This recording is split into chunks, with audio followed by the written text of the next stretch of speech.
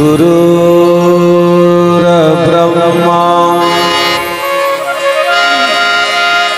गुरुर्विष्णु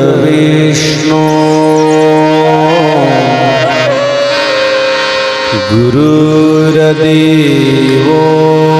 महेश्वरा गुरुर्साक्षात्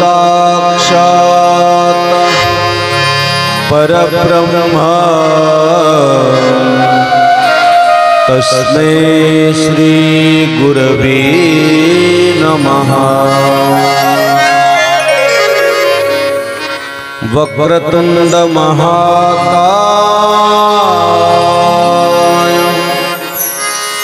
सूर्यकोटि समप्रभा निर्विघ्नं कुरु मे देव सर्वकार्येषु सर्वदा। ब्रह्मानन्दं परमसुखदं केवलं ज्ञानमूर्ति द्वन्द्वातीतं गगनसदृशं तत्त्वमक्षादिरक्षम् एकं नित्यविमलमचलं सर्वदी साक्षभूतं भावातीतं त्रिगुणरहितं सद्गुरुं तन्नमामि। कैलासराना शिवचन्द्रमौळी फणीन्द्रमाथा मुकुटिजळाने कारुण्य सिंधु भवदुःखहरी तुझवीन शंभो मज कोण तारी। सर्वमंगलमांगल्ये शिवे सर्वार्थसाधिके शरण्ये त्र्यंबके गौरी नारायणी नमस्तुते। नमः पार्वतीपते हर हर गोपाल कृष्ण भगवान की जय। श्री गुरुदेव दत्त दत्त दत्त सद्गुरु जनार्दन स्वामी महाराज की जय। नर्मदेश्वर भगवान की, त्र्यंबकेश्वर महाराज, संजय की जय, निवृत्तिनाथ महाराज, रामचंद्र की जय, परम पूज्य भगरी बाबा की जय, शिवाजी महाराज की जय। 2 मिनिटं सर्वांनी भजन। हर हर महादेव शंभो काशी विश्वनाथ गंगे। हर हर महादेव शंभो काशी विश्वनाथ गंगे। हर महादेव शंभो काशी विश्वनाथ गंगे। हर हर महादेव शंभो काशी विश्वनाथ गंगे। काशी विश्वनाथ गंगे। काशी विश्वनाथ गंगे। अमरनाथ गंगे। काशी अमरनाथ गंगे। महादेव शंभो काशी विश्वनाथ गंगे। हर हर महादेव शंभो काशी विश्वनाथ गंगे। हर हर महादेव शंभो काशी विश्वनाथ गंगे। हर हर महादेव शंभो काशी विश्वनाथ गंगे। ओ जनार्दन जनार्दन सद्गुरु स्वामी जनार्दन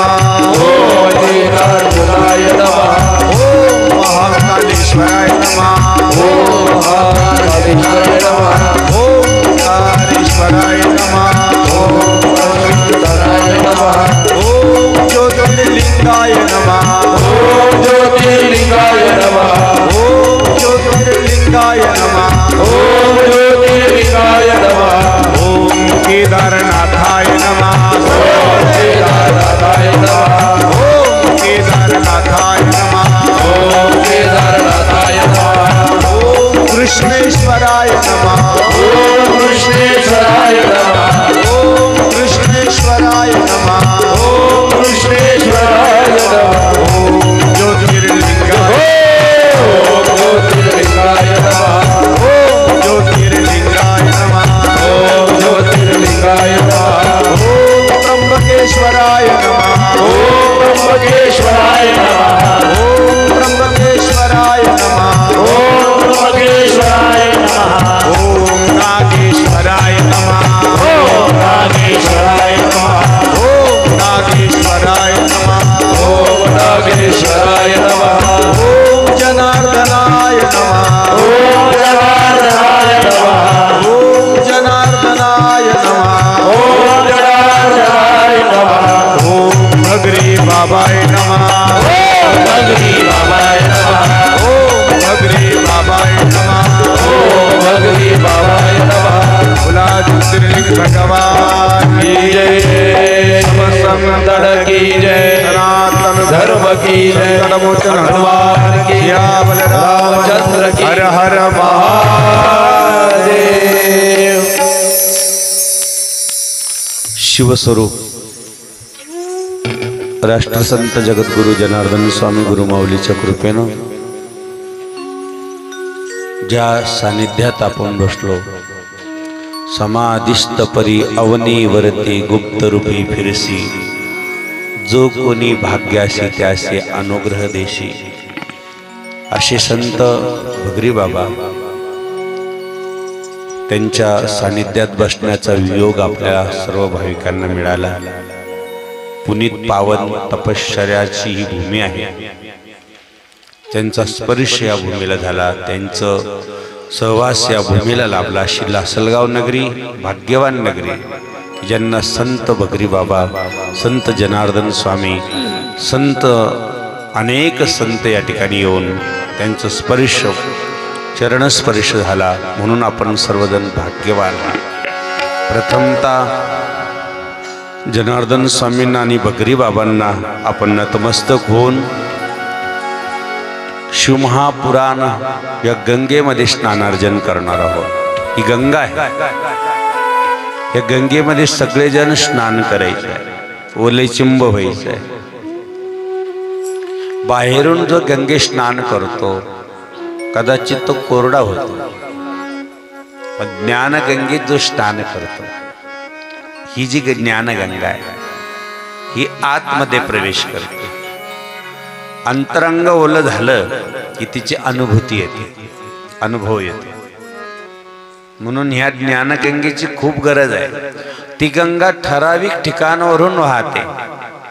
समजा आमची गोदावरी गंगा मैया गौतम ऋषींच्या कृपेनं तिथून जो उगम पावली, त्र्यंबक राजापासून सरळ अशी कोपरगाव असो, नांदूर मधमेश्वर असो, अशी सरळ खाली गेली। तिला लासलगावकडं नाही येता आलं, पण एक गंगा अशी आहे, ज्ञानरूपी गंगा, शिवमहापुराण कथेतून ती इथपर्यंत येऊ शकली, ती म्हणजे शिवमहापुराण ही गंगा आहे। ही गंगा कुठेही जाते, हिचं स्नान फार महत्त्वाचं आहे आणि ते आपण या ठिकाणी करणार आहोत। सर्व समिती आपली भगरी बाबांच्या कार्याची समिती आहे, कार्यकारिणी समिती आहे, विशेष मार्केट कमिटी समिती आहे, त्यांचे सर्व समितीचे सचिव असतील, सर्व कार्य करणारे रात्रीचे दिवस करत असतील, त्यांचं पुन्हा एकदा मनपूर्वक टाळ्याच्या गजरात आम्ही स्वागत करतो। व्यासपीठावर आमचे परमपूज्य विमलगिरी बाबा आले, त्यांचेही टाळ्याच्या गजरात आपण स्वागत करू। परमपूज्य लखनगिरी बाबा आहे, त्यांच्याही टाळ्याच्या गजरात आम्ही स्वागत करतो आहोत. नामदेवगिरी बाबा आहे, त्यांच्याही टाळ्याच्या गजरात स्वागत आहे. सुनील बाबा, त्यांच्याही टाळ्याच्या गजरात स्वागत. बालकगिरी बाबा आहे, त्यांचंही स्वागत. नवीन महाराज बसलेले आहे. सर्व संतांचं आपण टाळ्याच्या गजरात एकदा पुन्हा स्वागत करू. भजनी मंडळ, भाविक भक्तगण आणि माता भगिनी व्यासपीठावरून सर्वांना ओम नमः शिवाय, जय जनार्दन.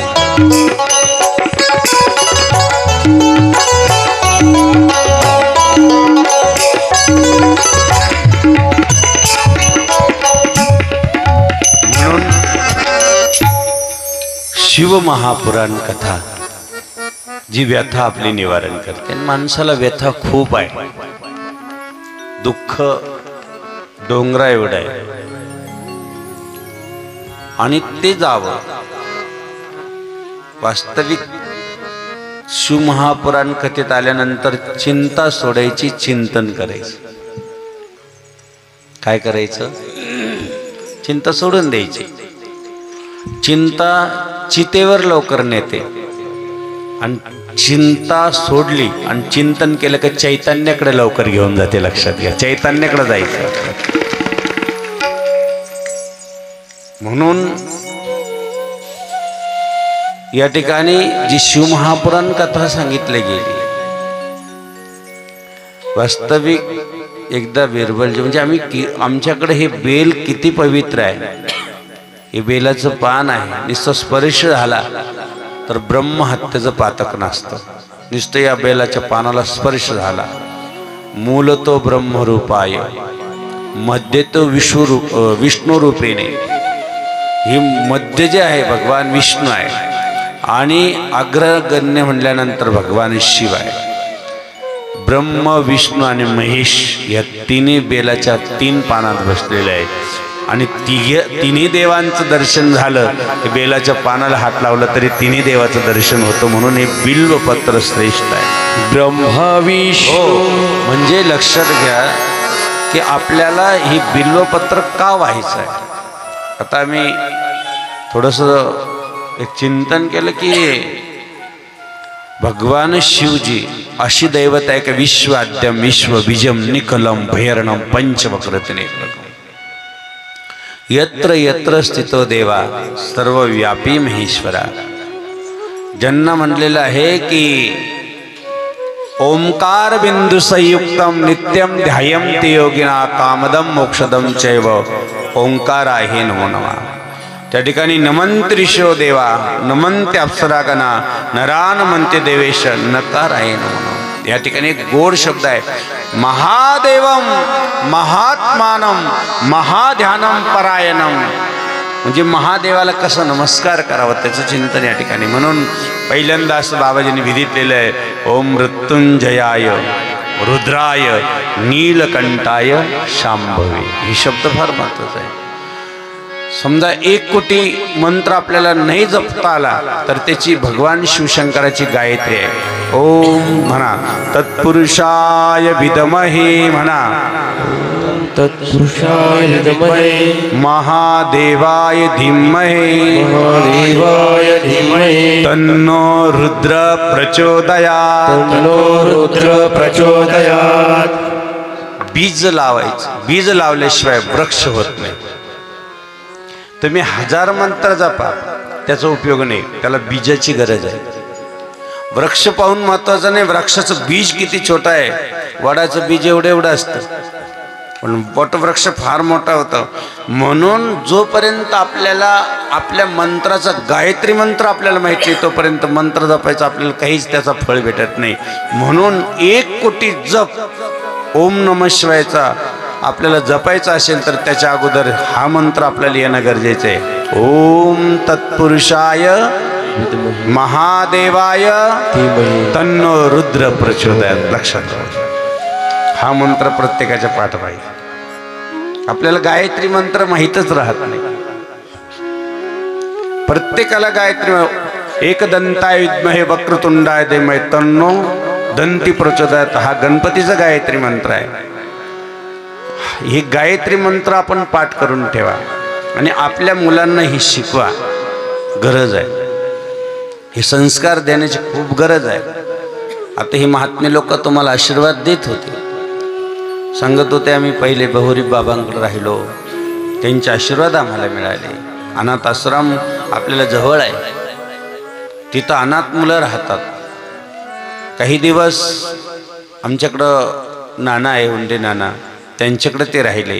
आणि मग दीक्षा पंचदशनाम जुन्या आखड्यात आता तिथं आपल्याकडं असल्यामुळं त्यांनीही आपल्याकडनं दीक्षा घेतली. ती आमची नाही आहे, ती राष्ट्रसंत सद्गुरू जनार्दन स्वामींची आहे. लक्षात घ्या, ते वर्णन करत होते लखन बाबा. चांगली गोष्ट आहे. भगवान शिव म्हणजे अशी देवता आहे. ब्रह्मदेव ज्यावेळेस भूतलावरती येत आहे आणि क्षीरसागरामध्ये भगवान विष्णू शयन करताय, लक्ष्मी पायाजवळ आहे. लक्ष्मी पायाजवळ आहे आणि ब्रह्मदेव आल्यानंतर ब्रह्मदेव भगवान विष्णू देवतेला म्हणताय की बाबा मी तुमचा पिता आहे, मला बघितल्यानंतर तुम्ही मला नमस्कार केला पाहिजे. कोण म्हणतं? ब्रह्मदेव. भगवान विष्णूने सांगितलं ब्रह्मदेवा तसं नाहीये, तुम्ही माझ्या नाभी कमलातून निर्माण झाले, तुम्ही माझे पुत्र आहात, तुम्ही माझे पुत्र आहात. ब्रह्मदेवाने सांगितलं नाही, माझे केस सफेद झालेले आहे, मी वृद्ध दिसतोय, मी तुमचा पिता आहे. विश्वाचं चराचर निर्माण करण्याची शक्ती माझ्यामध्ये आहे. भगवान विष्णूने सांगितलं ठीक आहे. वादविवाद करताना हा प्रश्न भगवान शंकराकडे जातो आणि माझे भोले बाबा त्या दोघांच्या मध्ये प्रगट होतात. नमः पार्वती पते हर हर. दोघांच्या मध्ये ज्यावेळेस प्रगट होतात त्यावेळेस दोघांकडे बघून ज्यावेळेस अतिशय अग्निस्तंभ निर्माण होतो, खाली तळपर्यंत तर वरती आकाशापर्यंत म्हणजे सप्त पाताळ, तर कुत्याचा शोधच लागत नाही. आणि सांगितलं ब्रह्मदेवा तुम्ही जर श्रेष्ठ म्हणत असाल स्वतःला तर माझा मुकुटमणी पाहुणे विश्व आद्यम, ज्याला म्हणतात आदिनाथ गुरु सकळ सिद्धांत, असे भगवान शिवाय. आदिनाथ आधी नाहीये आणि अंत नाहीये असे भगवान शिवाय. भगवान विष्णू तुम्ही माझे चरण कमल पाहून या. भगवान विष्णू चरण कमलाकडे निघालेले आहे. हळूहळू हळूहळू खाली निघाले. अंत लागत नव्हता, गुडघ्यापर्यंत गेले असं सांगितलं जातं. आणि भगवान विष्णूने तिथंच नमस्कार करून भगवान शंकराचे तिथे येऊन बसले. ब्रह्मदेव गेले वरती. ब्रह्मदेवाने एक केतकी नावाचं पुष्प त्याला आपल्याला साथीदार म्हणून सांगितलं की बाबा मला साक्षी दे की मी भगवान शंकराचा मुकुटमणी पाहिला. गाईला सांगितलं तूही मला साक्ष दे की मी भगवान शंकराचा मुकुटमणी पाहिला. या ठिकाणी दोघंही आले आणि सांगितलं ब्रह्मदेवा तुम्ही मुकुट पाहिला? म्हणे हो साक्षी. केतकी, केतकी नावाचं फूल खूप गोड आहे चिंतन. त्यावेळेस ब्रह्मदेव हात जोडताय, मी पाहिलेलं आहे. भगवान विष्णूने सांगितलं मी हारलो, मी बघितलंच नाही. केतकीला सांगितलं केतकी तुला एवढं मोठं महत्त्व दिलं होतं, आजपासून तुला माझ्या पूजेत मान नाही. आणि ब्रह्मदेवाला सांगितलं भूतलावरती तुम्हाला कुठंच पूजनीय असं स्थान नाही. खोटं बोललं मला चालत नाही, म्हणजे भगवान शंकराला खोटं चालत नाही. सत्यम शिवम सुंदरम, सत्यम शिवम सुंदरम. ईश्वर सत्य है, सत्य ही शिव है, शिव ही सुंदर है. सत्यम शिवम सुंदरम.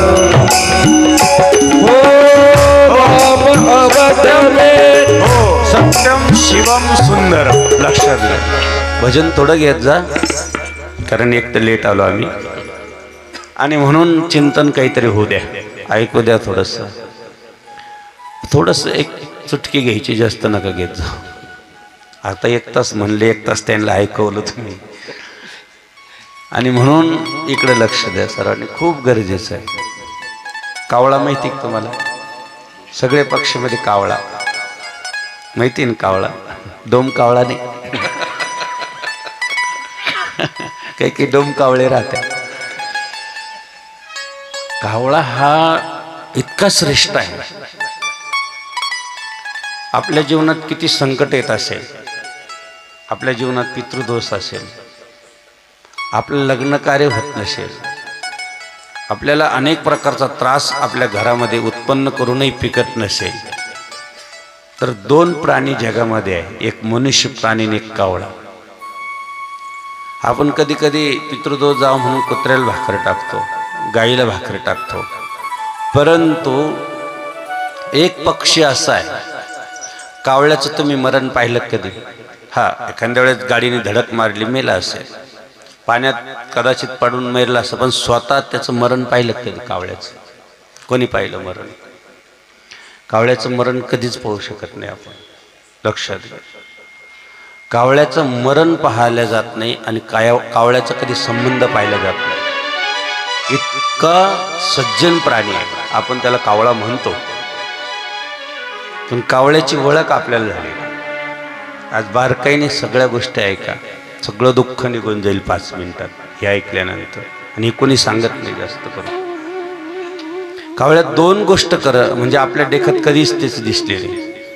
आणि विशेष म्हणजे कावळा ज्यावेळेस आपल्या दारात येतो तर 2 प्राण्यांमध्ये प्रवेश करतो आत्मा.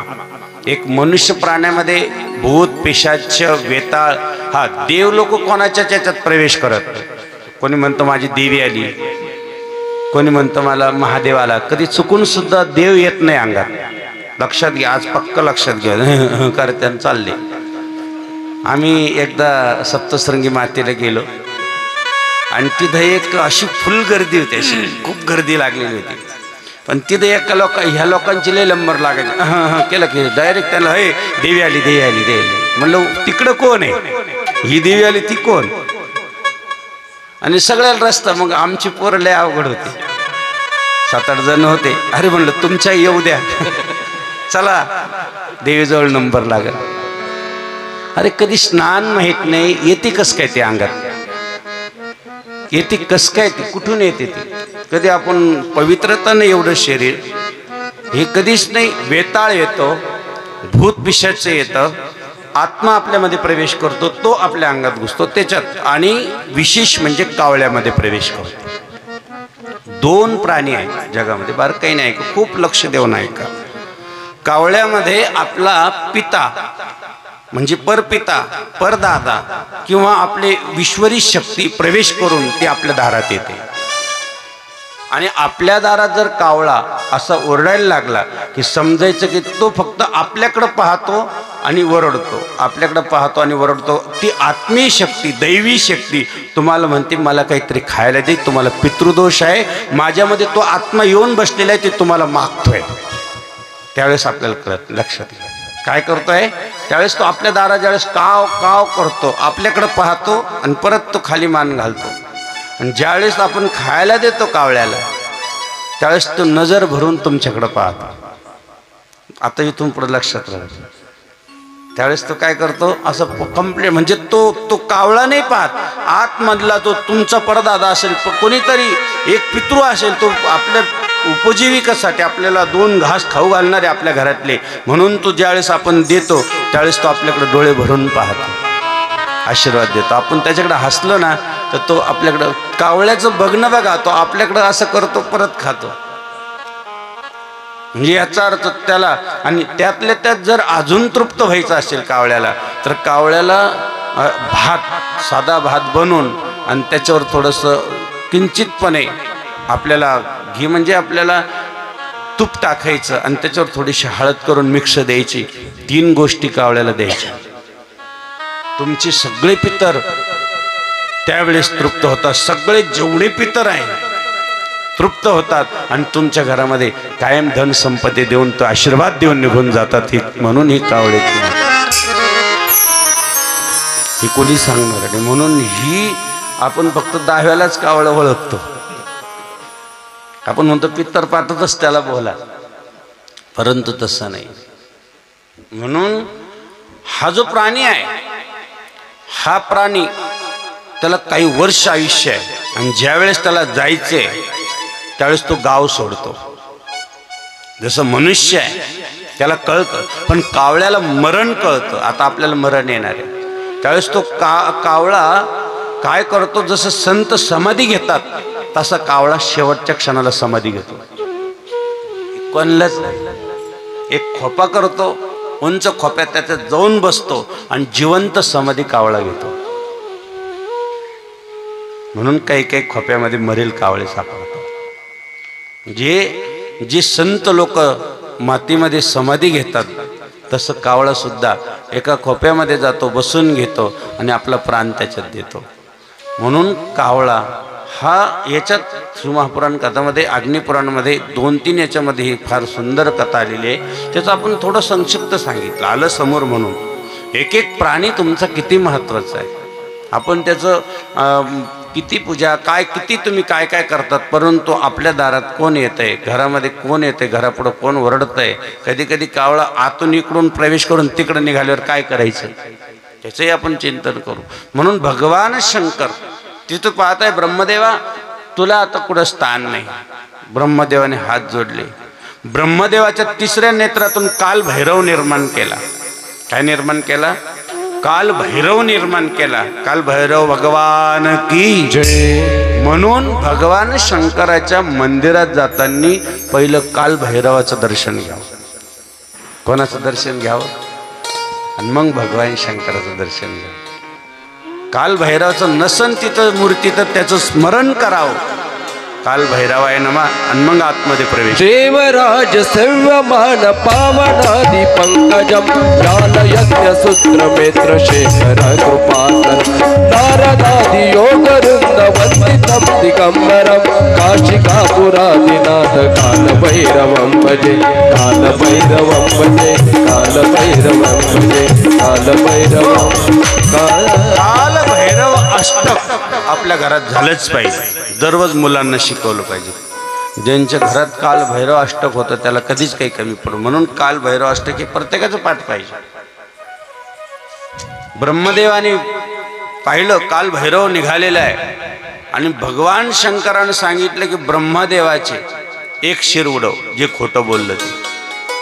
म्हणून ब्रह्मदेवाचे एक शिर उडवलं गेलं काल भैरवानं आणि ते शिर उडालं. आता त्याची कथा येते नाशिकच्या कुठल्या देवतेची, तिथं महादेव आहे नाशिकला, सगळ्याला माहिती आहे. तिथली कथा आहे. तिथं नंदी नाही पुढं, तिथं नंदी नाही. कपालेश्वर पाहिलं का तुम्ही? तिथं नंदी नाही. ती कथा तिथलं जोडल्या जाते, पण आपल्याला वेळ खूप कमी भेटला त्याच्यामुळं एक लक्षात घ्या. मग ब्रह्मदेवाने हात जोडला की माझी चूक झाली, मला कुठंतरी स्थान द्या. सांगितलं की यज्ञाचे आचार्य तुम्ही राहाल. जो यज्ञ सुरू होईल ते यज्ञात पहिल्यांदा तुमचा मान राहील, तुमचं नाव घेतल्याशिवाय यज्ञ सुरू होणार नाही. मग ब्रह्मणे नमा म्हणून यज्ञाला सुरुवात. यज्ञ स्थान दिलं. ब्रह्मदेवाला अजून सांगितलं की मला अजून कुठंतरी स्थान द्या. एक पुष्प घेतलं, भगवान शंकराने ते असं टाकलं, ज्या ठिकाणी पडलं त्याला पुष्कर म्हणतात. त्या ठिकाणी ब्रह्मदेवाचं एक मंदिर आहे. पुढे पुष्करला आहे, बस तेवढे. मग भगवान विष्णू बसलेले होते हात जोडून. भगवान विष्णूला सांगितलं की आजपासून मी तुमची पूजा कराल. मला खरं बोलणारा आवडतो मी, कारण पूजा सत्यम मंत्र सत्यम सत्यम देवम निरंजनम गुरु वाक्यम सदा सत्यम एकम परम पदम हे मला आवडतं. आजपासून गावागावात तुमचे मंदिर, आज गावागावात तुमची पूजा, आजपासून गावागावात तुम्ही अनेक वेळेस अवतार घ्याल, कृष्ण अवतार घ्याल, राम अवतार घ्याल आणि प्रत्येक अवतारात मी तुमच्या भेटीला येईल आणि तुमची पूजा करेल. त्या दिवसापासून राम जपे सदाशिव भजन करे. राम पूजे सदाशिव, राम पूजे सदाशिव, भजन करी महादेवा, भजन करी महादेवा,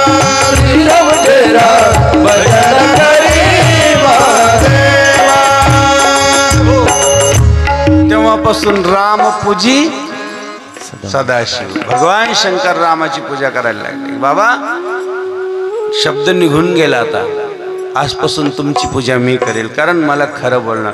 आणि ज्यावेळेस तो स्तंभ निर्माण झालेला होता, भगवान विष्णूने आणि ब्रह्मदेवाने त्याची पूजा केली.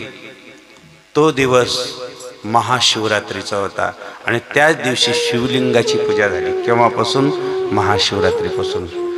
काही काही लोक महाशिवरात्रीच्या दिवशी शिवपार्वतीचं लग्न लावतात आणि लग्नाचा वाढदिवस चुकून सुद्धा करू नये, आयुष्य कमी होतं. लोकांना वाढदिवस एवढा आवडतो. आमच्याकडे काल एक जण आले आणि बाबाजी म्हणे काय आज लग्नाचा वाढदिवस? म्हणलं सांगू नका मला, आज जन्मदिवस सांगा, पण लग्नाचा वाढदिवस कधीच करू नये. अजून माहीत नाही तुम्हाला केल्याने काय तोटा होतो.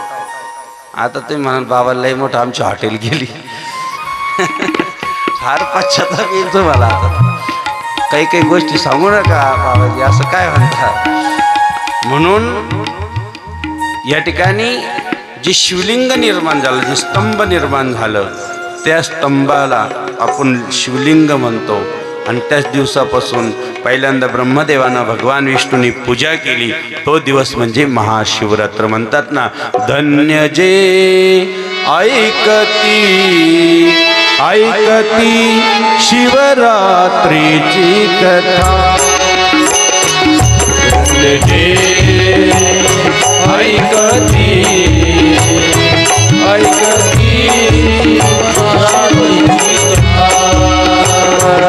भोग ज्ञान वाढेल संतान, भोग ज्ञान वाढेल संतान,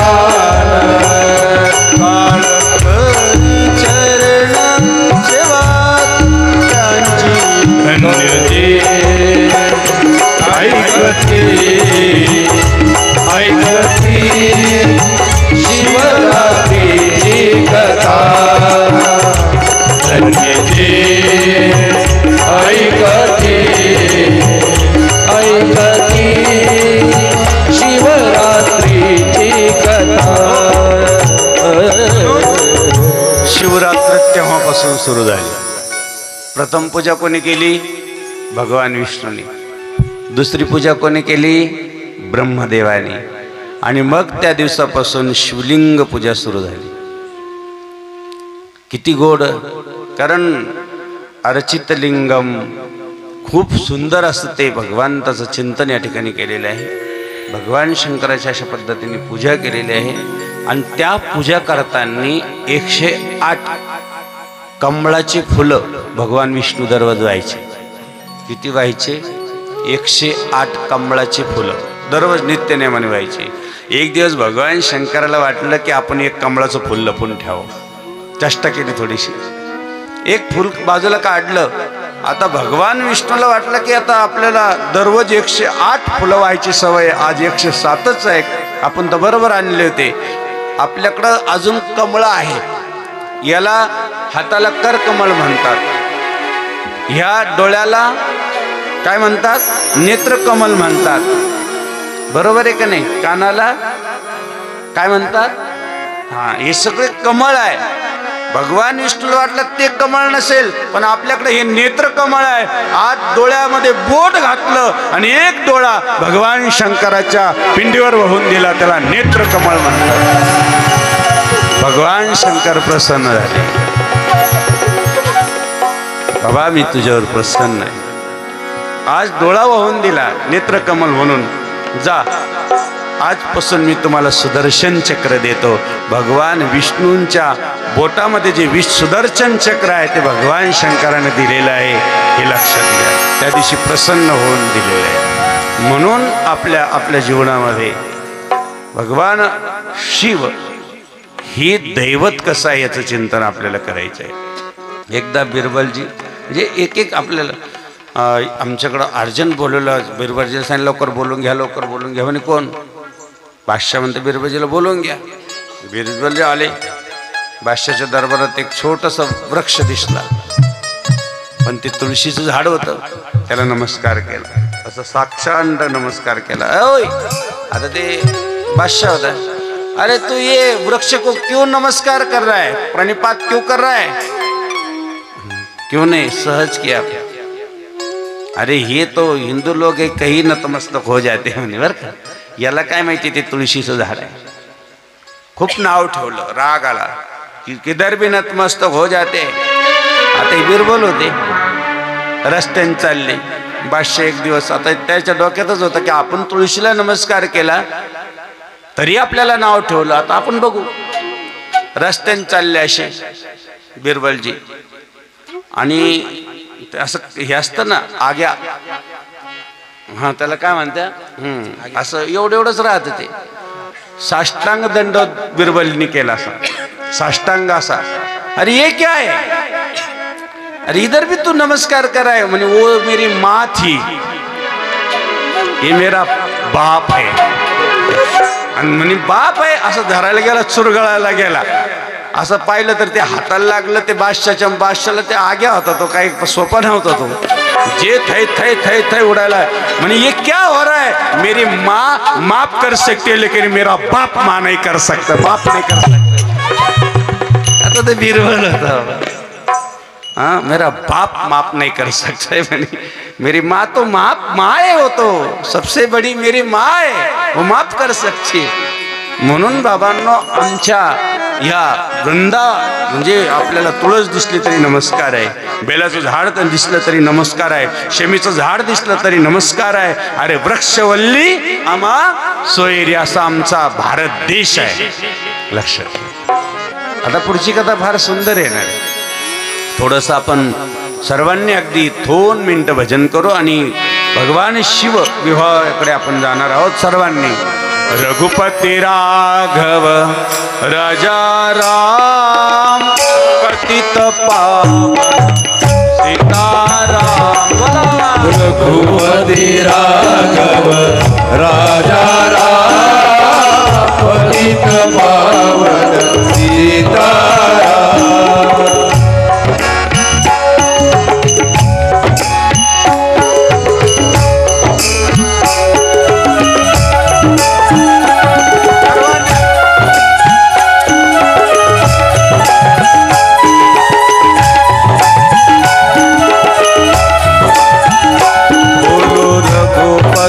राघव राजा राम पतित पावन सीताराम. रघुपती राघव राजा राम पतित पावन सीताराम. पुरुष वर्ग पुढं, महिला मंडळ जे आहे ते पाठीमागं गुंतील. आता आपला आवाज मोठा, यांचा आवाज बघू तरी, कारण ही संख्या जास्त आहे, भक्ती मातृशक्ती जास्त आहे. मंदिरात जर सगळ्यात जास्त कोण आहे आता, महिला मंडळी. बरोबर आहे का नाही. महादेव लांबूनच नमस्कार करतो. जाय तू मंदिर, मोटरसायकलवर सोडून दिलं, बिचारी बसती, पाणी घाल दूध घाल, पण ते स्वतःसाठी नाही. कोणासाठी, माझं पोराचं चांगलं होऊ दे, यांची दारू सुटू दे, यांचं कल्याण होऊ दे. आतापर्यंत मातृशक्तीने स्वतःसाठी कधीच मागितलं नाही. कोणासाठी मागितलं, आपल्यासाठी मागितलं. आणि आई आहे ना ती, शेवटी ती फक्त मुलाचं कल्याण होत, ते चांगल्या मार्कानं पास हो, त्याचं असं हो, दिवसभर ते दुसऱ्यासाठी मागते ती माता. आणि म्हणून सगळ्यांनी लक्ष द्या इकडं. म्हणताना आपण पुढं कोणता आवाज छान येतो, बाबाजी स्वतः म्हणायचे, राष्ट्रसंत सद्गुरू जनार्दन स्वामी. एकदा भगरी बाबा आपले धारणगावला होते आणि काही अवघड असतात. आणि भगरी बाबा धारणगावला असताना भगरी बाबाकडे एक बटवा होता. काय होता, एक बटवा होता. लोक संताला सोडित नाही. आणि त्या बटव्यामध्ये त्यांची काही वस्तू असायची. काय ठरेक असं, रात्री जर ते झोपले, रात्रीच्या वेळेस त्या बटव्यातून असं प्रकाश पडायचा, असं लाईट लागतो ना, असं लाईट लागायचं. सगळ्या बारोमध्ये प्रकाश, ते बारोमध्येच राहायचे, तिथं कोणाच्या घरी जायचे नाही, कुठे जास्त कुठं थांबत नव्हते. आणि बारदाना जनार्दन मी त्यांचं चरित्र वाचल्यानंतर मला तंतोतंत जनार्दन स्वामींचे तत्व त्यांच्यात दिसले. मी तर भारावून गेलो. बारदाना त्यांचं तेच नियम, बारदाना बाबाजींसारखं बारदाना एवढंच घ्यायचं. म्हणजे म्हणजे म्हणतात ना, जे आहे निर्मसता, निर्ममता, दक्षता, गुरुशाप्तपणा, जिज्ञासूपणा, निश्चलता, अनुसया, सत्य आणि पवित्र भाषण त्यांच्यात दिसलं. म्हणजे आसक्तीनं राखणे, जास्त नाही घ्यायची. एवढी भगरदिली बस झाली हो, बाकीची घेऊन जाय. आसक्तीनं राखणे, निंद कर्मविषय लज्जा, सन्मानाची इच्छा न करणे, काही कोणी माना नका मानू, सन्मानाची इच्छा न करणे, निर्मसता, निर्ममता, दक्षता, गुरुशाप्तपणा, जिज्ञासूपणा, निश्चलता, अनुसया आणि सत्य आणि पवित्र भाषण त्यांच्यात पाहायला भेटलं, त्यांच्या चरित्रात पाहायला भेटलं. खूप म्हणजे प्रत्यक्ष संत काय असतात. आणि ज्या वेळेस भगरी बाबांचं या ठिकाणी समिती आली की बाबा भगरी बाबांची तर कार्यक्रम आहे, म्हटलं आमच्याकडे लेटले 3 दिवस मिळतात, 5 दिवस मिळतात, कारण आमच्या मागं दिवसभर 4 ते 5 कार्यक्रम असतात. आम्हाला अचानक आखाड्यातही काहीतरी निघालं म्हणले जावं लागतात. आमचे एक संत महंत मधुगिरीजी महाराज आमचे बाबाजीच्या परिवारातले, त्यांचं उद्या परवा 31 तारखेला एक त्यांचं शरीर शांत झाल्यामुळे त्या कार्यक्रमाची तयारी चालू आहे. कधी त्र्यंबकला जाय, आज दिवसभर इकडं तिकडं, म्हणून थोडी धावपळ होत होती आणि यायला लेट होतो. परंतु ज्यावेळेस पाहिलं की अरे भगरी बाबांची तर कार्यक्रम आहे, मंडळ म्हणे बाबा काही करा, आम्हाला 7 दिवस पाहिजे. म्हणलं कुठं आहे? म्हणलं भगरी बाबाकडे दिले. त्याच मिनिटाला म्हणलं नाही म्हणायचं नाही, कारण का भगरी बाबाचं सानिध्य भेटणार आहे, त्यांच्या सहवासात बसायला भेटणार आहे. कारण ते संत म्हणून दोघांचे तत्व एक होते, दोघांचा त्याग सारखा होता आणि दोघं संत आपले सहज होते, म्हणून दोन्हींच्या पालख्या जवळजवळ आहे. संत साई बाबा, संत भगरी बाबा, पाठीशी उभा राहे संत जनार्दन, भोळ्या भक्ताचा माझा सखा पांडुरंग, पोहणिया जाऊ त्याच्या नामामध्ये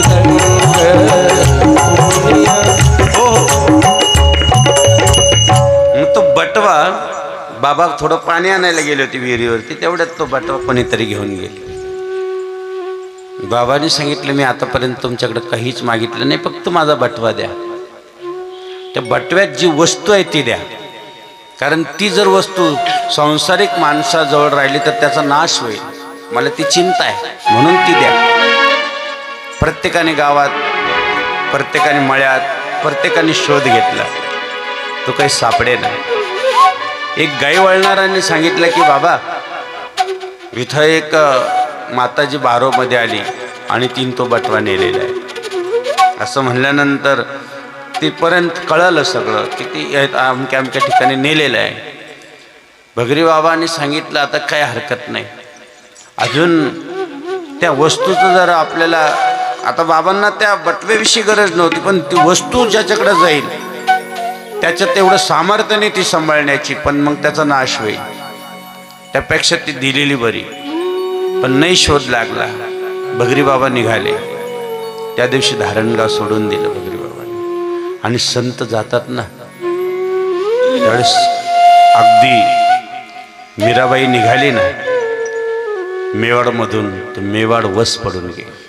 सगळे मेवाडचे सांगू लागले की बाबा मीराबाई परत मेवाडमध्ये चाल, आम्हाला काही अक्षरशः आमचं जीवन कठीण झालं. भगवान श्रीकृष्णाकडं ती मीरा विचारायला गेली की बाबा कन्हैया मी जाऊ? कन्हैयाने 2 हात बाहेर काढले मूर्तीतून, सांगितलं मीरा तू जाण्यासाठी नाही आली, तू आज माझ्या या मूर्तीत सामावण्यासाठी आली. मीरा मूर्तीत सामावून गेली, परत मेवाडला नाही गेली. लक्षात. म्हणून भगरी बाबा निघाले तिथून. बाबाजीच्या काळात असं झालं, जातेगावच्या डोंगरावर एक कोणीतरी बाबाजीला खालबाता दिला आश्रमात. आता भाकरी टाकणारी म्हातारी, तिला तो खालबाता आवडला, कळलं तुम्हाला. आणि तो खालबाता तिने काय केलं, आपल्या पदराच्या आड घातला आणि घरी घेऊन आली जातेगावला. विशेष आहे तो खालबाता ज्यावेळेस घरात आणला तोळस तो दगड झाला. बाबाजीचा अनुभव लय अवघड होता. तिला वाटलं मी खलबत्ता उचलला का दगड उचलला. खरं म्हणजे तिला वाटलं उचललं नेमकं काय मी. रात्रभर झोप नाही तिला आली. सकाळी तो दगड म्हणून परत उचलला आणि आश्रमात आणून ठेवला. तो परत खलबत्ता झाला. बाबाजी पुढे दर्शनाला गेली. आजी आणलं खलबत्ता. आता बाबाजीला सगळं कळत होतं. बाबाजीचं फार अवघड होतं. एक माता खालून निघाली जातेगावच्या डोंगराकडं. वरती जातेगाव डोंगर पाहण्यासारखं आहे. बाबाजींनी पहिलं मंदिर पिनाकेश्वरला बांधलं. जिथं पिनाक नावाचा धनुष्य प्रभू रामचंद्राला मिळाला ते पिनाकेश्वर बाबाजींनी पहिलं बांधलेलं आहे.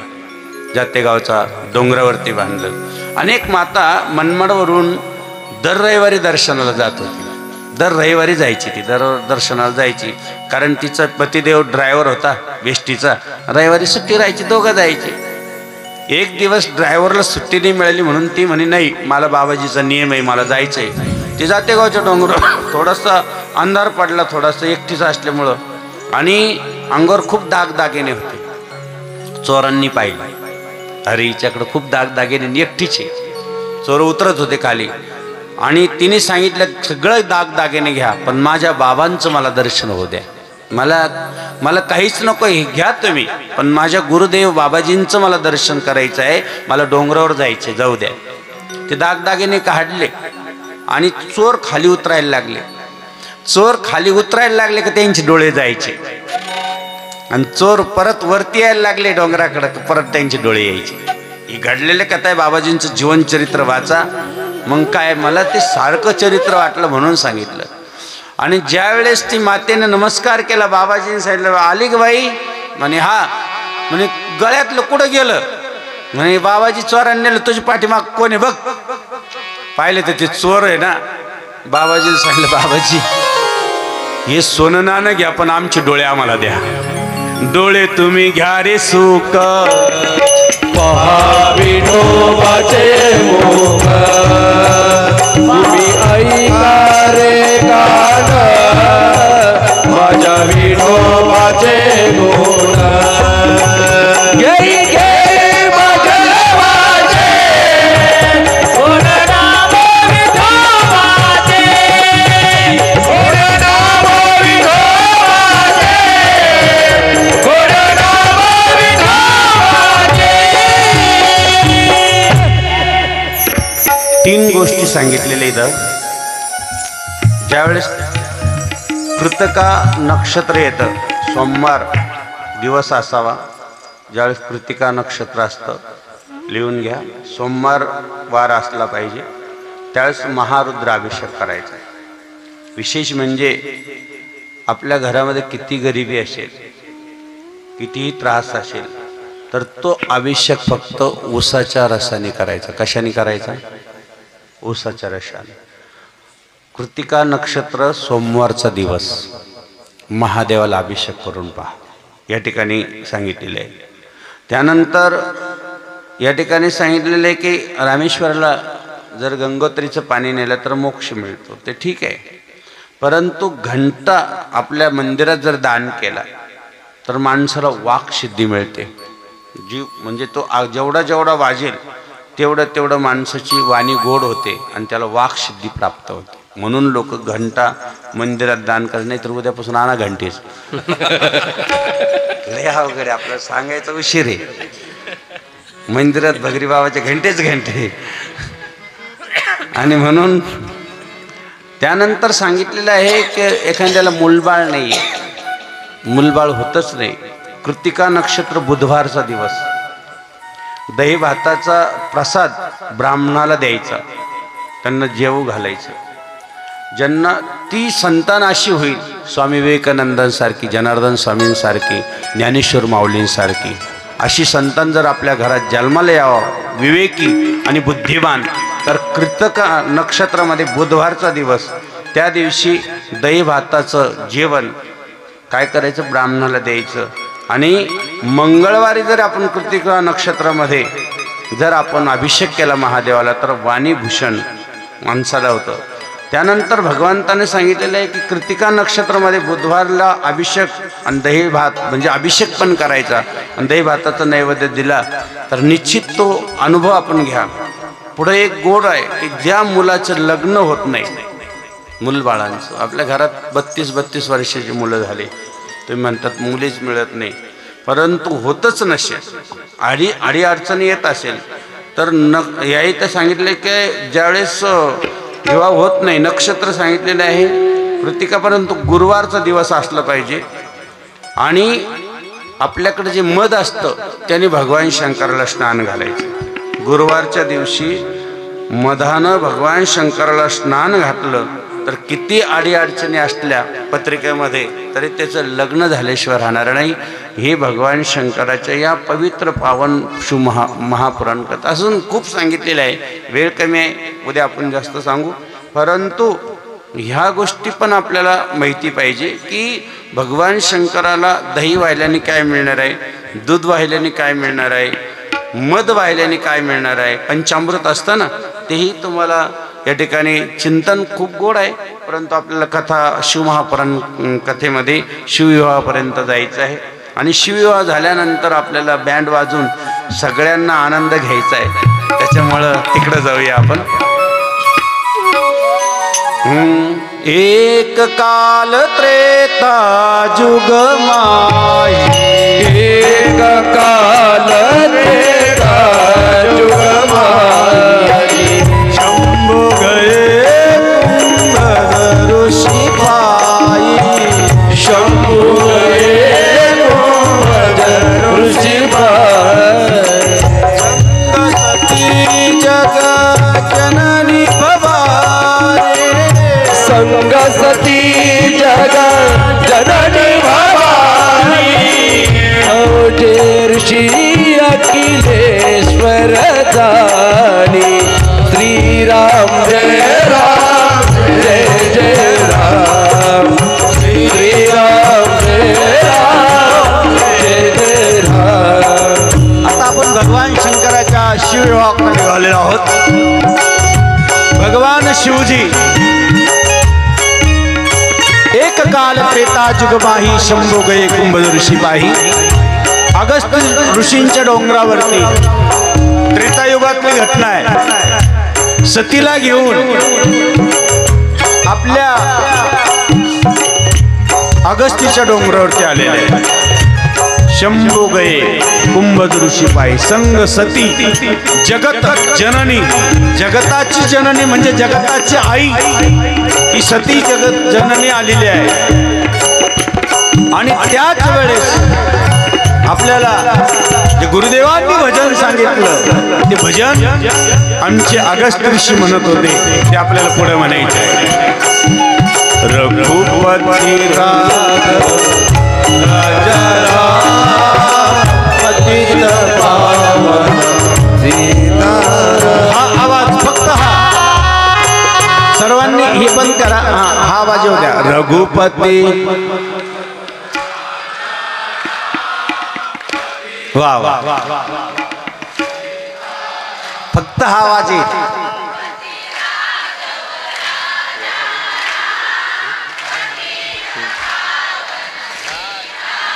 बरोबर नाही, एकात एक नाही बापात लेख नाही. काही खरं आहे की याला काय अर्थ आहे का? हा कुरड्या अशा कडकड कडकड वाजल्या पाहिजे. लाडू तर ठीक आहे शांत राहतात, पण असा आवाज आला पाहिजे कडकडून ना. आपण भजन म्हणतोय, किती गोड देवाचं नामस्मरण ह्या मुखातून निघतंय. म्हणून परत एकदा बघू, परत ते पुढचाच आवाज येतो, मागची काही घेणंच नाही त्यांना कधीशी. असं नका करू. रघुपती वा वा वा, धन्यवाद. मागचा आवाज बोला.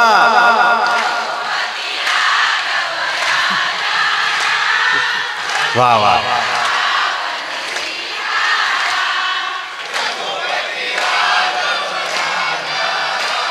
वा, जय जनार्दन म्हणा.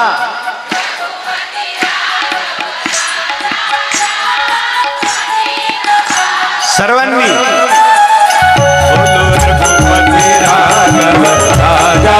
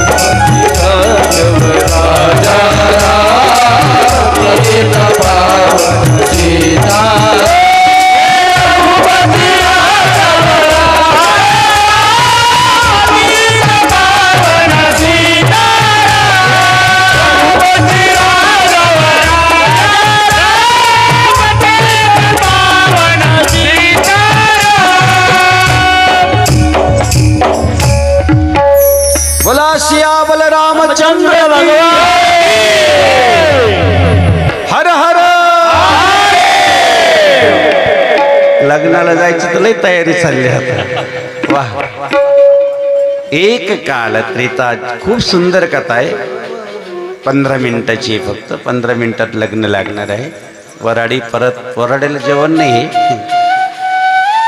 ज्याच्या त्याची व्यवस्था ज्याच्या त्याच्या घरी आणि म्हणून या ठिकाणी अगस्ती डोंगरावरती भगवान शंकर आले सतीला घेऊन आले कशासाठी आले कथा ऐकण्यासाठी कशासाठी आले स्वतः कोण आले भगवान शिव कोणाला घेऊन आले आता हे शिव कोणत्या कोणत्या सतीला घेऊन आले काही काही सतीच आले असेल तर शिव आले नसतील शिव आले तर पण इथं पा दोघही कथेला आलेले आल्यानंतर भगवान शिवजी आले आता समजा भगवान शंकर पुढून आले अचानक आले आपण काय करू जागेवर उभं राहू ना की पाहत राहू फक्त आले आले बरं झालं नाही म्हणून स्वतः सती आणि भगवान शिव येत आहे अगस्त्य ऋषी व्यासपीठावर बसलेले आहे हळूच खाली उतरले तिथं जाऊन नमस्कार केला भगवान शिवजीला नमस्कार केला सतीला वाटलं ज्यांची कथा आपण श्रवण करणार ज्यांच्या मुखातून आपण ऐकणार तेच माझ्या देवाचा नमस्कार करताय मग यांच्यात काय ऐकण्यासारखं असेल छिद्र पडलं संशयाचं माणसाच्या मनात जर छिद्र पडलं तर माणसाचं मन लागत नाही ते कथेत जरी बसलेलं असलं तर घरी कुलूप लावली की नाही तिकडं आठवण जाते 4-4 वेळा झटका का मारणं कुलूपाला तरी त्याला वाटतं की नाही घरी मन जातं कथेत राहतं पण मन तिकडं तसं कथेत सती होती पण मन नव्हतं 7 दिवस कथा पूर्ण झाली आणि भगवंत निघाले भगवंत निघाल्यानंतर सतीला सांगितलं चला सती कथा झाली आपण ऐकून आता आणि भगवान प्रभू असे पुढे आले पंचवटीत प्रभू रामचंद्र रावणानं सीता हरण केलेले आहे आणि मुद्दाम थोडंसं भगवंत सीता है सीता करत करत प्रत्येक वृक्षाला विचार प्रत्येक याला विचार आणि माझ्या प्रभूनं भगवान शंकरानं पाहिलं की अरे या ठिकाणी तर ज्यांची आपण कथा ऐकली त्यांचा अवतार प्रभू आज आपल्याला दर्शन देत आहे म्हणून तेवढ्यात सच्चिदानंद भगवान की जय जयकार सतीने विचारलं तुम्ही कोणाला जय जयकार केला अगं ज्यांची आपण कथा ऐकली मनापासून ऐकली की देव दिसतो मी ऐकली मला दिसले म्हणजे कोण ज्यांची कथा ऐकली ते राम श्रीराम हा ते तर रडताय मला ते युवराज दिसताय मला तर ते साधारण दिसताय म्हणजे तिथेही संशय निर्माण झाला देव पाहण्यामध्ये मग म्हणे काय कर सती तू परीक्षा घे आहे का नाही जो तुम्हारे मन अति संदेह जो तुम्हारे मन अति संदेह तो गिर जागी परिचाले तो गिर जागी परिचाले तो गिर जागी परिचाले मंगल भवन मंगल हारी प्रभु सुदशरथ अजिर आता सती होऊन गेली असती तर चालली असती पण सती सीता झाली कोणाचं रूप कोणी घेऊ आता आमच्यामध्ये काही काही बाबा लोक देवाचं रूप घेतात देव तर देव संत ते संत कोणी महादेवाचा आता महादेव ते महादेव संत ते संत लक्षात घ्या वेगवेगळे गुरु म्हणजे व्यासपीठावर मर्यादा असते लक्षात घ्या आता समजा आपण भगवान शंकर आपले इष्ट आहे तर आपण इष्ट व्हायचं का नाही व्हायचं कधीच बनू नये हा ठीक आहे, आपण ते पार्ट बनवतो, त्यांना ते पार्ट असतं. पण जो कथाकार आहे, जो संत आहे, ते रूप घ्यायला गेल्यानंतर देव म्हणतो तू देव आहे, देव म्हणतो मी देव आहे, महादेव आहे, आणि तू संत, तुझे आम्ही पाय पडत आहे रात्रंदिवस. कारण संत पुजावे अरते, देव पुजावे परते, सारखेच आहे. खूप आपल्याला वेळ कमी आहे, फक्त सांगतो की रूप नाही घेतलं पाहिजे त्यांचं. आमच्यासारख्या साधू संतांनी तरी कधी चुकूनपर्यंत ते रूप नाही घेतलं पाहिजे. देव होण्याचा प्रयत्न संतांनी करू नये, कधीच नाही. परंतु आपले लाखो लोक रूप घेतात ते. आणि म्हणून सती बदलली, सीता झाली आणि गेली प्रभू रामचंद्राच्या. आता समजा पत्नी लग्न झाल्यानंतर पाठीमागे चालते की पुढं चालते? खरं सांगा. काही काही राहतात पुढं पुढं चालणार आहे. इथले चांगलं, इथले धार्मिक आहे, तिकडचं चाललं हे पुढं चालतात काही. आता समजा काही काही ठिकाणी आहे जय जय जय जय जय बायको, तुम्ही सांगाल ते काम आम्ही ऐकू. काही ठिकाणी इथे आपल्याकडे नाही, ती संस्कृती आपल्याकडे फार नमस्कार केला जातो. पण सती काय झालं, प्रभूच्या पुढे गेली. आता पाठीमागवर लक्ष्मणानं ओळखलं की अरे आई आहे, आणि ती सती आज सीता माता कशी काय झाली.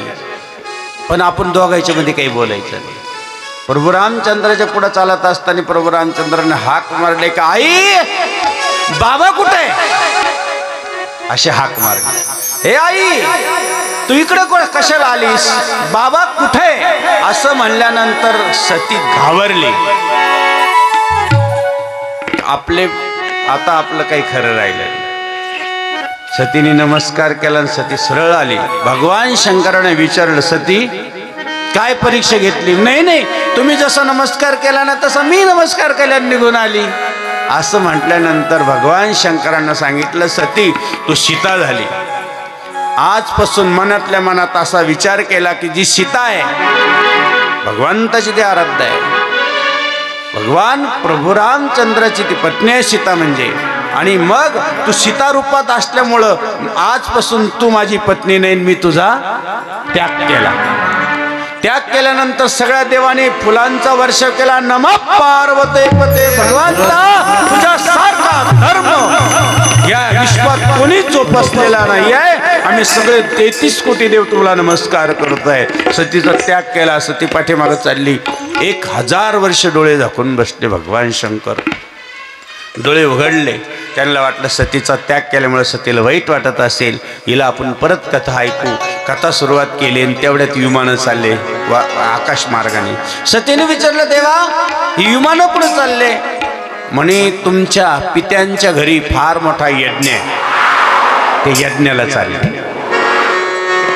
सतीने सांगितलं मी जाऊ.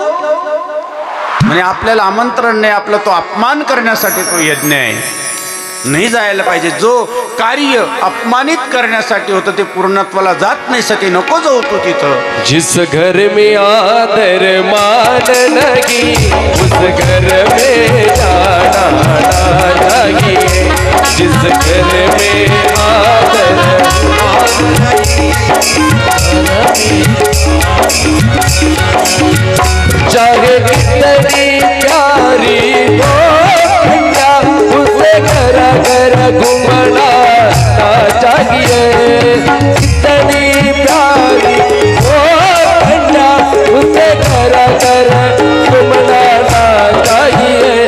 जिस घर में आदर मान लगी उस घर में जाना ना चाहिए. चाहे कितना प्यारा हो बेटा उसे घर पे बिठाना चाहिए. जिस घर में आदर मान लगी उस घर में जाना चाहिए. जिस घर में आदर मान लगी उस घर में जाना चाहिए. भगवान शंकर सहज बोलते. गुरुकडे पित्याकडे मित्राकडे जायला आमंत्रण नसलं तरी जावा. सतीने सांगितलं मग मी तर तेच म्हणते, द्या मला नंदी. बसले नंदीवर सगळे भगवान शंकराने जेवढे होतात ते एकतर सतीकडे काय काय असणार आहे. सगळं गुंडाळून गठुडं गेला तर त्यांना माहिती सती येणार नाही. सती आतमध्ये यज्ञ मंडपात प्रवेश करते. भगिनी मिली बहुत मुस्कात, म्हणजे बहिणींनी चेष्टा केली का नाही आले ते, त्यांनी काही बरेच चेष्टा केलेली, पण एक मात मिली. सादर भले ही मिली एक माता,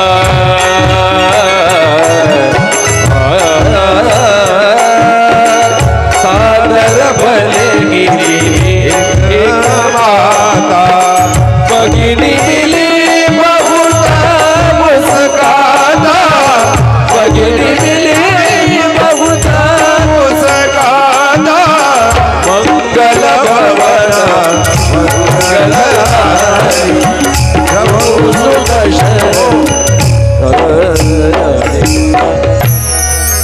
बहिणींनी चेष्टा केली, पण आई ती आई असते, आईने जवळ घेतली. सती कधी आली, सतीचं लक्ष लागत नव्हतं. सती यज्ञात फिरली, पण आपल्या भगवान शंकराला घट नाहीये, आमंत्रण नाही, तिला तो अपमान वाटला. योग आग्नीने तिने आपलं शरीर जाळून घेतलं. नारद इकडून भगवान शंकराला कळालं की सती शरीरानं जाळून घेतलेलं आहे. वीरभद्र एक केस उपाटला, वीरभद्र निर्माण केला, एक केस. भगवान शंकराच्या एका जाटात फार काही तुम्हाला काय सांगा. एकदा अशी जाटा तोडली आणि पार्वतीला सांगितलं घ्या, तुम्हाला घ्या. ती म्हणे ह्या काय देते तुम्ही. पार्वतीला कुठं किंमत कळाली. अगं राहू दे पार्वती, आम्ही जनार्दन स्वामींच्या अशा जाटा लहानपणी आम्हाला मिळाल्या की आम्ही असं जपून ठेवायचो. बाबाजीच्या जाटा आमच्याकडे आहे अजून, तुम्हाला नाही मिळणार त्या. बाबाजींची एक एक गोष्टी आमच्याकडे कुठली अंगातली, बाबाजींचे कपडे, बाबाजींचे खूप खूप. आता ते आमच्यासाठी काय आहे, सगळं विश्व जरी एका बाजूला ठेवलं तर ते आमच्यासाठी फार मोठं आहे. पार्वतीला विचारलं, पार्वती धर नाही ठेव. पार्वती याचं काय करू, म्हणजे कुबेऱ्याकडं जाय, त्याला सांग या एवढ्या एवढ्या जटाचं आहे ना, भारोभार तुम्हाला काहीतरी सोनं दे.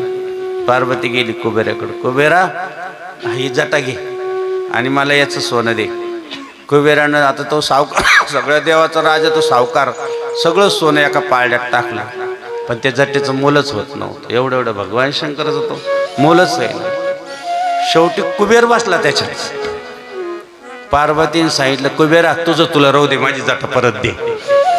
तिला तिथं कळालं याचं काय महत्व आहे. आणि ह्या जटेतूनच काय केला, भगवान वीरभद्र निर्माण केला. वीरभद्र भगवान काय तो यज्ञ अपमानासाठी निर्माण केलाय. जा तिथं. आणि वीरभद्र आला धाड धाड धाड धाड, कोणाचं काय तर कोणा, आता त्याचं वर्णन इतकं केलेलं आहे. आणि भृगु ऋषींनी पाहिलं, अरे आता काही खरं नाही. दक्ष राजाचं म्या म्हणणारं मी म्हणणारं मुंडकं स्वाहा करून टाकलं, यज्ञातच टाकून दिलं, काहीच नाही राहिलं.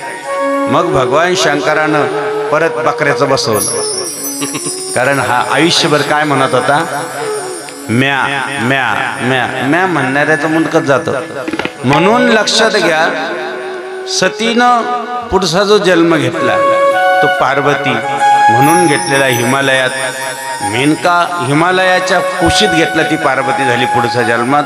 परंतु सती ज्यावेळेस भगवान शंकरानं आपल्या पाठीवर उचलली, आपल्या पाठीवरती, आणि भ्रमण करायला लागले, भगवान विष्णूला वाटलं की आता भूतलावर राहणार नाही, सगळं विश्व संपुष्टात जाईल, राख रांगोळी होईल. त्याच्यापेक्षा ही जी सती आहे, या सतीचे शरीराचे वेगवेगळे भाग केले तर भगवान शंकर शांत होतील. म्हणून सुदर्शन चक्र सोडलं. भगवान शंकराच्या पाठीवर जी सती होती तिचं हे मुकुट काढलं, आणि हे मुकुट जे उडालं, उडं पडलं माहूर गडावरी ग, माहूर गडावरी ग तुझा वास, फक्त येईल दर्शनास.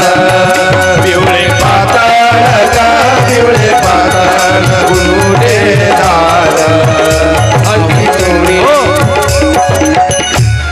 महाराष्ट्राला आईने काय दिलं, महाराष्ट्राची भूमी किती पवित्र आहे. 5 ज्योतिर्लिंग, जी सतीचे जे आहे मुकुट इथं पडलं माहूरगडला. आईचे 2 हात होते, सुदर्शन चक्राने आईचे 2 हात जे काढले ते तुळजापूरला जाऊन पडले. आपण म्हणतो ना पुराला जाईन हिरव्या बागड्या घेईन परत माघारी वेळ कमी आहे, फक्त बघायचंय. तिथं गेल्यानंतर आमचं महिला मंडळ काय घेतं, बांगड्या काय घेत त्यांना माहीतच नाही. आईचे हात तिथे आशीर्वाद देणारे. त्याच्यानंतर आईचे जे चरण आहे ते आईचे चरण जे निघाले ते पडले, ते कुठं पडले, कोल्हापूरला. आपल्याला माहिती आहे सोन्याच्या पावलाने महालक्ष्मी आली गोवारी कोल्हापुरारी. म्हणून कोल्हापूरला आईच्या चरणाचं पूजन आहे. आईचं जे खरं लेणं जे पडलेलं आहे, आईचं जे लेणं आहे कुंकवाचं, ते सप्तशृंगी गडावर पडलं. तुला कुंकवाचा मान ग माझे माय, कुंकवाचा मान तुझा वणी घरी राहण ग माझे माय, वणी घरी राहण पहिली आरती माझी ग माझे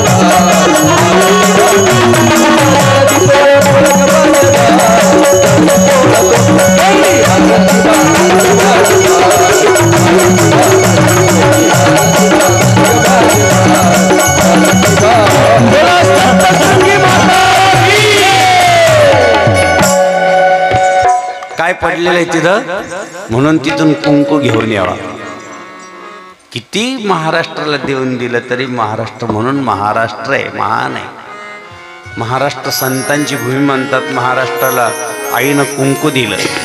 आता फक्त मी 3.5 पिठाचंच वर्णन केलं, बाकीचं वर्णन केलं की तुमचं पीठ व्हायला बसलं, कारण वेळ एवढा झाला म्हणून बाकीचं नाही वर्णन करणार.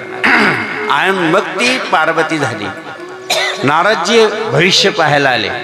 अरे चांगलं आहे, छान आहे, पण हिचा जो पती आहे राहायला घर नाही, गळ्यात रुंडमाळा आहे, स्मशानात राहतोय. ते आई रडायला लागले. असं जावं करून करू काय, बंगला नाही, गाडी नाही, एखादी चांगली एखादी काहीच नाही, नोकरी सुद्धा नाही, घरदार नाही, बरं एखादा गॅस सुद्धा नाही बनवायला. कोणत्या घरामध्ये असं जावं चालेल सांगा. रडायला लागली. अगं रडू नकोस, तपश्चर्या करायला जाऊ दे. पार्वती माता तपश्चर्या करते. तिचं नाव अपर्णा पडलं आणि तेव्हापासून बऱ्याचशा महिला ते आपलं व्रत करायला लागलं. काय हरतालिका, बरोबर आहे का नाही. तिने पानं खाल्ले, बेलाचे पानं खाल्ले, काही दिवस त्याच्यावर राहिली. भगवान शंकर तिकडं तपश्चर्यातून ज्यावेळेस, आता इथं फार मोठं चिंतन होतं, आपण ते करणार नाही, आपल्याला लग्न लवकर करायचं आहे. फक्त एवढंच आहे की सप्तऋषी पाठवले. सप्तऋषींनी परीक्षा घेतली. पार्वतीची एवढी परीक्षा घेतली की जा, भगवान विष्णू आहे, असं आहे, तसं आहे, वैभव आहे, वैकुंठ आहे. पार्वतीने सांगितलं कोटी जन्म घेईल पण भगवान शंकराशीच लग्न करेल. असं म्हणल्यानंतर सप्तऋषीने नमस्कार केला आणि जा, तुला आता हिमालय घ्यायला येणार आहे. पार्वती आपल्या घरी आली. इकडं ब्रह्मदेव, भगवान प्रभू रामचंद्र, सगळे देवता आले. देवा, बऱ्याच दिवसापासून बुंदी खायला भेटलेली, लग्न नाही, कार्य नाही, कुठे काहीच नाही, तुम्ही काय करा, फक्त आमची इच्छा आहे. कारण कार्तिक स्वामी जोपर्यंत जन्माला येत नाही तोपर्यंत कोण मरत नाही. म्हणून देवाची ही लीला आहे. भगवान शंकराला तयार केलं. भगवान शंकर तयार होत आहे, 33 कोटी देव तयार होत आहे. ब्रह्मदेवाने पत्रिका काढली, शुभ मुहूर्त पाहिलं. माता पार्वती आणि भगवान शिवाचा विवाह ठरला गेला. हिमालय सजल्या गेलं, हिमालयात मंडप सजला गेला. हिमालयाच्या नद्या, हिमालयाची गंगा झुळझुळ होऊ लागली, सुगंध दरवळू लागला. मंडपात सगळे जिकडे तिकडे वऱ्हाडी होऊ लागले, आनंद जिकडे तिकडे होऊ लागला. भगवान शंकर सजू लागले.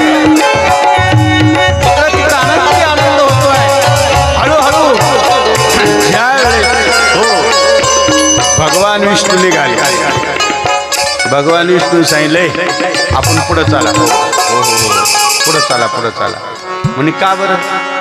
अहो म्हणे भगवान शंकराचं संग जर गेलं तर आपलं स्वागत कोणी करणार नाही. म्हणे काय, यांना न बहीण, न भाऊ, न नातं, न गोत कोणीच नाही. आपल्याला तरी कमीत कमी हे सगळं लावायला राहतं, सगळं हळद लावायला इथं कोणीच नव्हतं. शृंगी, ए शृंगी चाल. म्हणे काय? अरे ते काहीतरी लावायचं राहतं ना अंगाला. म्हणे हळद. अरे हळद नको लावू, भस्म लाव. भस्म उटी रुंड माळा, इतका शोभला माझा भगवान शंकर. सज रहे भोले बाबा निराले दुले में, सज रहे भोले बाबा निराले दुले में, निराले दुले में, मतवाले दुले में, सज रहे भोले बाबा निराले दुले में.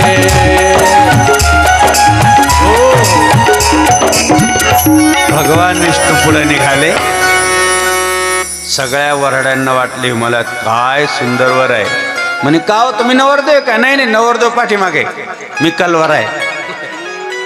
ब्रह्मदेवाने सांगितलं मी पण तोच आहे. म्हणे मग नवरदेव पहा म्हणे माग आहे. भगवान शंकराने सांगितलं अरे सगळेच निघून गेले, आपण कोणीच नाही. म्हणे देवा काहीतरी करा, आपल्याला वराड पाहिजे. भगवान शंकराने एक भस्माची चिमुटी फेकली. अख्ख्या विश्वातल्या भूत वेताळ, कोणाला पाय आहे, कोणाला नाही आहे, कोणाला मुख आहे, कोणाला नाही आहे, सगळे वसनातले भूत उठले आणि भगवान शंकराजवळ नाचू लागले. भूत वेताळ वेताळ नाचते, वेताळ नाचते, वेताळ नाचते,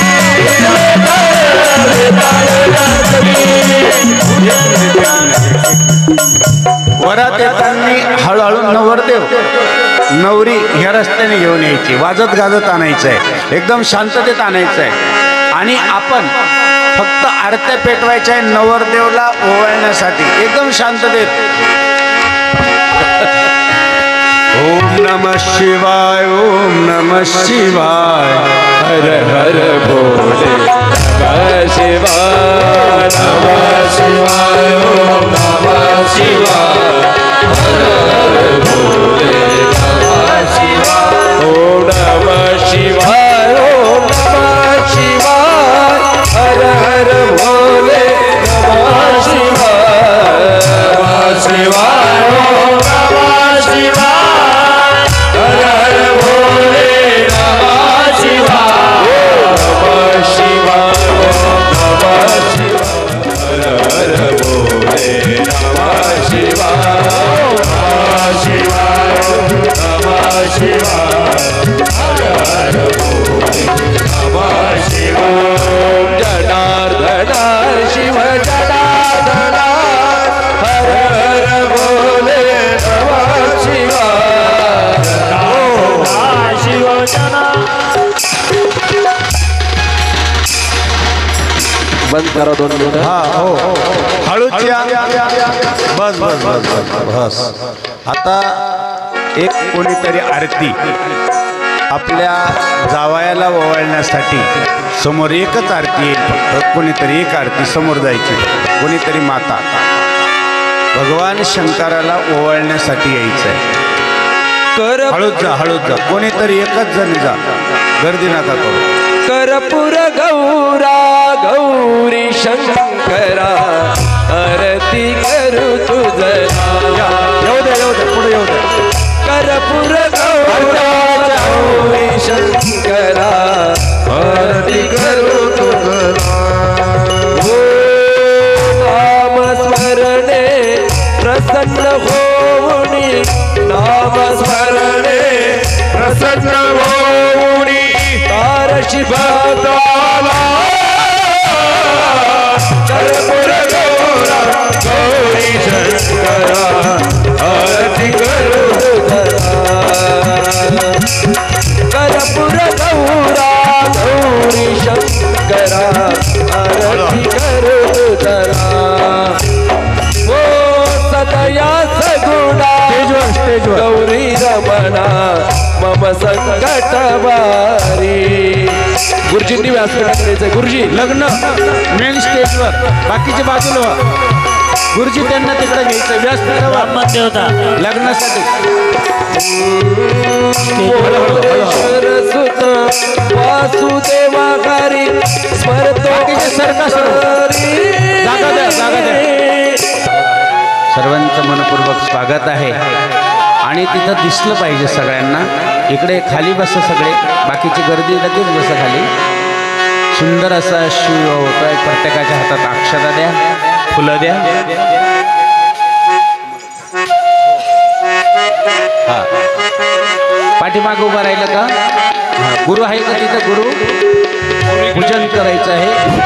नवरीच्या हातात आरती द्या, आरती ओवाळायला लावा महादेवाला. एक आरती द्या, लवकर द्या. ओळून घ्यायचं आहे. हा, घ्या लवकर. चला, पार्वती महादेवावर ओळख जाईल. गुरुंकडे माईक द्या पटकन.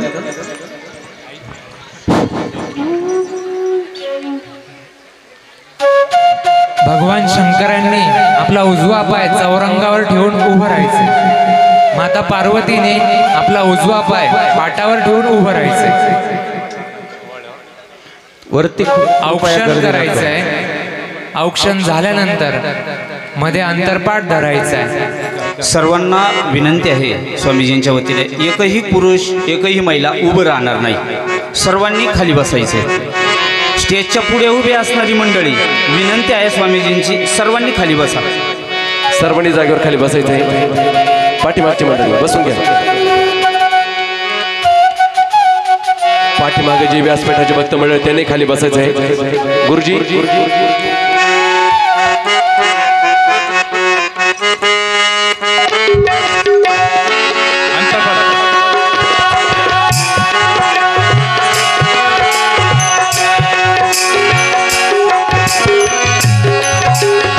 पेटी लावतो.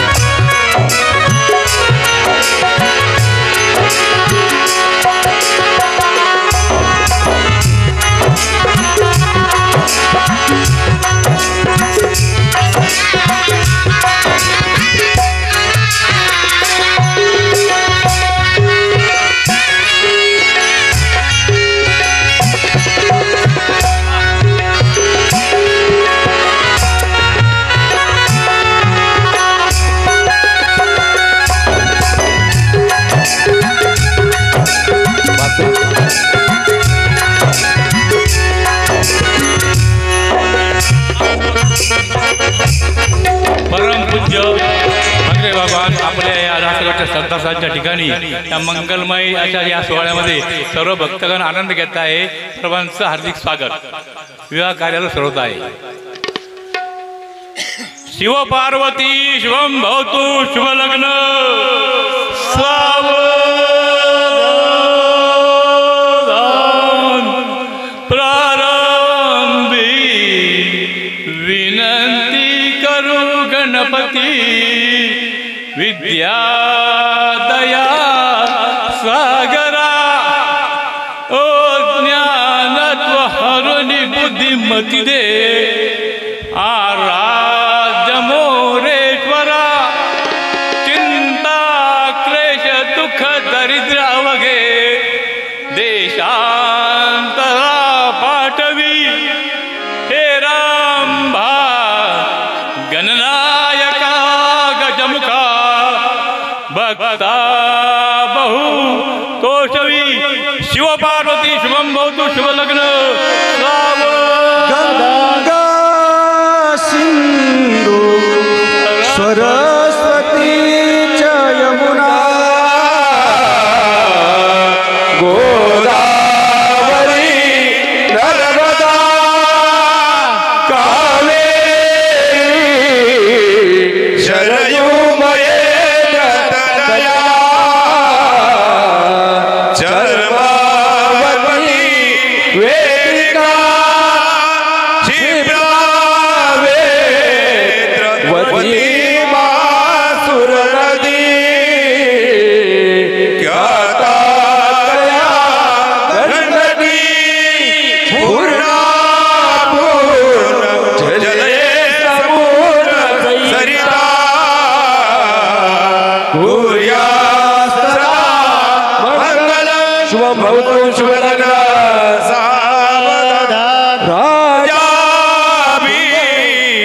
रुक्मिणी सनयनी देखो चिंता करी ही कल्या सगुना गुना नृप बना कवना सिला दे रे आता